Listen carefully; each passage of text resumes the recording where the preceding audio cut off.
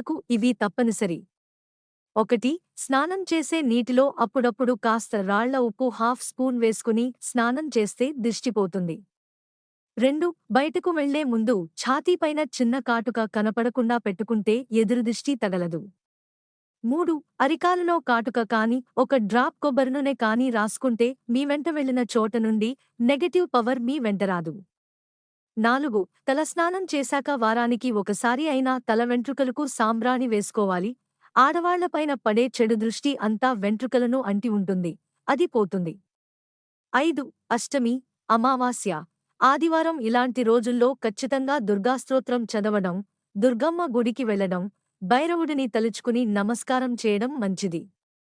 6. ఉదయం లేవగానే 21 సారలు గంగణపతయే నమః అని తలుచుకుని పడక దిగాలి. నిత్యం రాత్రి వేళ హనుమాన్ చాలీసా కానీ లేదా 11 సారలు ఓం నమః శివాయ అని కానీ తలుచుకుని నిద్రపోతే మంచిది. 7. మీ జన్మనక్షత్రం రోజు మీ ఇంటి దేవుడు ఎవరో ఆ గుడికి వెళ్లి అర్చన చేసుకోవాలి. ఉదాహరణకు వెంకటేశ్వర స్వామి అయితే మీ జన్మనక్షత్రం రోజు ఖచ్చితంగా దగ్గరలో ఉన్న గుడికి వెళ్లి అర్చన చేసి రావాలి. 8. తలకు నూనె పెట్టుకోవడం లేదు. చాలామంది అలా డ్రైగా ఉంచకుండా కనీసం ఒక చుక్క నూనెైనా రాసుకోవాలి. 9. ఇంటి విషయాలు గట్టిగా మాట్లాడకూడదు. కొత్తవారికి కష్టాలు చెప్పుకోకూడదు.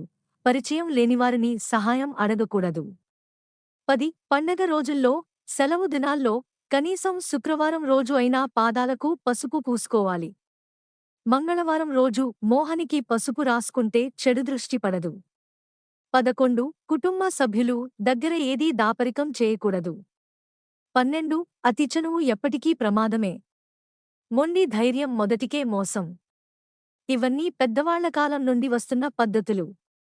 13. నిత్య దీపారాధన అలవాటు చేసుకోవాలి. అమంగళం పలకకూడదు. పొలాలు బీడు ప్రాంతంలో ఏదైనా దొరికిన వస్తువులు తెచ్చి దాచకూడదు, కొన్ని మంత్రించినవి ఉంటాయి. 14. గురోజనం వశీకరణకు వాడుతారు. మీకు తెలియని కొత్తవారి నుండి మాంత్రికులు, తాంత్రికుల నుండి చేతికి ఏదీ నేరుగా తీసుకోకూడదు. 15.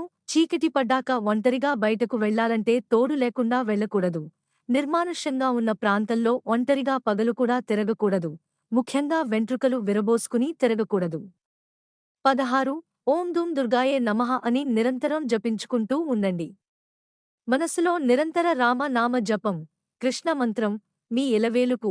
ఇష్టదైవం ఎవరైతే వారి నామాన్ని మనసులో మననం చేసుకుంటూ ఉంటే మంచిది, మీకు రక్షణ కలుగుతుంది.